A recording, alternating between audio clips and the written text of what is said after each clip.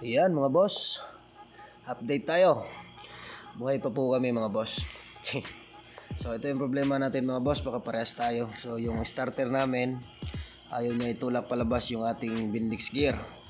Kasi dahil dito, sunog yung kanyang solenoid.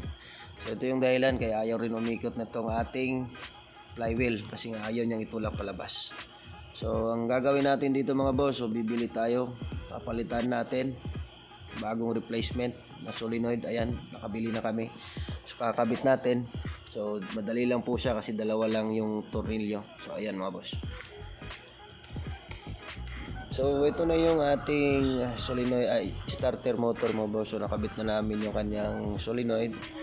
So i-check natin kung itutulak niya ba palabas itong ating Bendix gear. So check natin. Okay. So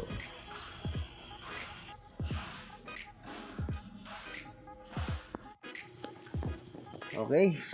So eto mga boss ang gagawin natin. So gagawa tayo ng linya dito sa ating solenoid kasi nga iti-testing natin dun sa battery natin kung gagana ba. So itong linya na ito mga boss, yan yung positive line. Tsaka yung sa kabila, yung sa kabila niya mga boss, ayan, yan yung body ground. Yung sa ibabaw, positive line din po yan mga boss. So, ang gagawin natin, kukonek natin yung dalawa. Ayan. So misconception dito mga boss, maraming nagkakamali dito mga boss kasi kapag na-shuffle nyo at saka hindi tama, hindi po siya gagana.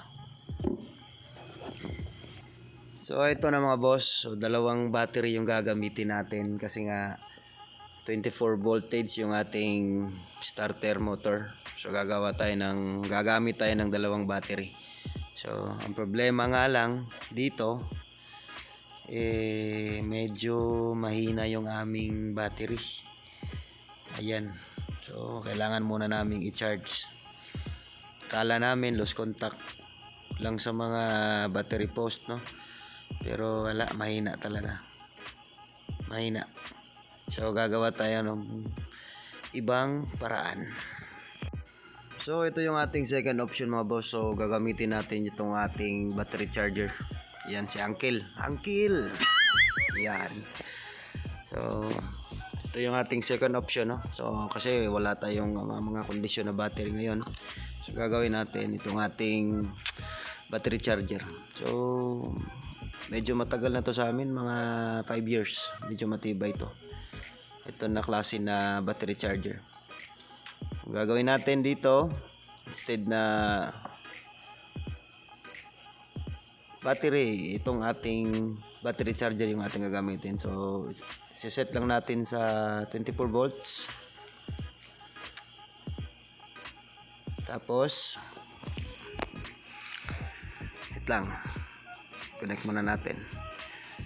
Ayun. So sana yung starter.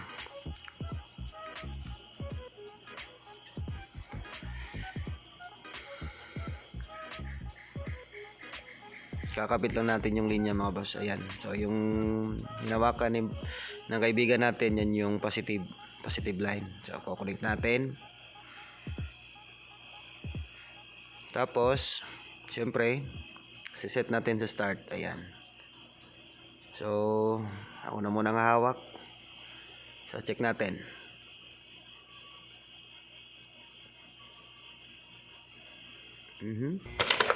Ayun. Ayun. Okay siya mga boss. Okay.